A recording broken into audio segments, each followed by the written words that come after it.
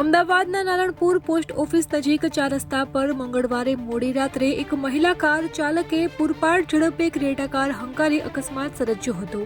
આ કાર ચાલક મહિલાએ સામે તરફથી બાઇક લઈને આવેલા 2 યુવકોને ટક્કર મારતા 2 પૈકી એક યુવકનું મોત નીપજ્યું હતું, જ્યારે અન્ય યુવકને ગંભીર ઇજાઓ પહોંચી છે। જોકે કાર ઓવરસ્પીડ હોવાથી બાઇક ગાડીની અંદર ઘૂસી ગઈ હતી અને આ ઘટના બાદ લોકોનું ટોળું એકત્ર થઈ ગયું હતું।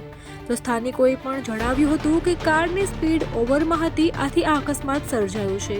બાદમાં આ અંગે 108ની ટીમને જાણ કરવામાં આવતા 108ની ટીમ તથા પોલીસનો કાફલો ઘટના સ્થળે દોડી આવ્યો હતો અને અકસ્માત બનતાની સાથે જ આ મહિલા તરત જ કારની બહાર નીકળી અને કાર મૂકીને ફરાર થઈ ગઈ હતી। તો પોલીસે મૃતકનો મૃતદેહ પીએમ અર્થે ખસેડ્યો છે।